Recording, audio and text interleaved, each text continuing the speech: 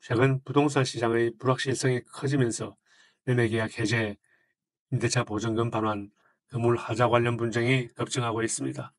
특히 부동산 가격 변동에 따른 계약 파기 시도가 늘어나면서 이에 대한 법적 대응의 중요성이 더욱 커지고 있습니다. 첫째, 부동산 소송에서 가장 중요한 것은 증거의 확보입니다.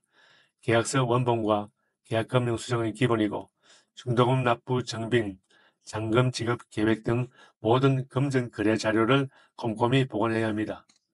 최근 제가 맡았던 주택매매 분쟁 사례에서는 매도인이 시세 상승을 이유로 계약을 일방적으로 파기하려 했지만 매수인이 보관해둔 계약 이행 관련 증거들 덕분에 승소할 수 있었습니다.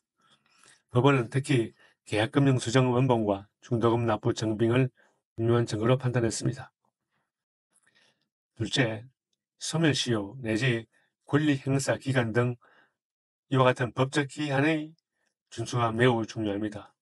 소유권 이전 등기 청구권의 소멸시효 기간은 10년입니다. 그리고 건물 하자 보수 청구권은 그 하자의 부유에 따라 민법이나 공동주택관리법에 2년, 3년, 5년, 10년의 행사기간이 정해져 있으므로 이 점 유의해야 합니다.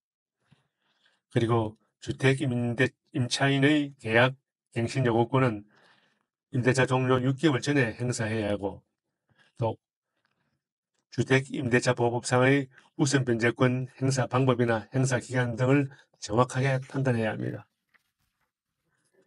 최근 건물 하자 관련 손해배상 청구 사건에서 의뢰인이 너무 오래 기다리다가 권리 행사 기간이 임박해 불리한 합의를 할 수밖에 없었던 그런 사례가 있었습니다. 셋째, 예상 소송 비용에 대한 정확한 산정이 필요합니다. 소송 비용은 효과에 따라 달라지는데 예를 들어 5억 원의 부동산 소송이라면 인지대만 약 180만 원이 필요합니다. 여기에 변호사 선임 비용, 필요한 경우 감정평가 비용까지 고려해야 합니다. 특히 승소 후 강제집행이 필요한 경우 추가 비용이 발생할 수 있으므로 이에 대한 사전 검토도 필수적입니다. 넷째, 가압류나 가처분과 같은 보전 처분의 필요성을 검토해야 합니다. 상대방의 재산 상태나 부동산의 현재 등기 상태를 고려하여 필요한 경우 즉시 보전 처분을 신청해야 합니다. 임대차 보증금 반환 소송에서 늦게 가압류를 신청하여 보증금을 회수하지 못하는 경우가 종종 발생하고 있습니다. 마지막으로 분쟁의 조기 해결 가능성을 검토해야 합니다. 소송으로 진행될 경우 통상 1심만 해도 6개월에서 1년이 소요되며 항소심까지 간다면 2년 이상이 걸릴 수 있습니다. 따라서 승소 가능성과 시간적 비용을 고려하여 조정이나 화해 가능성도 함께 검토해 볼 필요가 있습니다. 부동산 소송의 성패는 초기 대응에 달려 있습니다.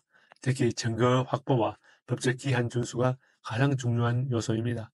부동산 문제로 고민이 많으신 분들은 김앤현 법률사무소 상담해 보시기 바랍니다. 감사합니다.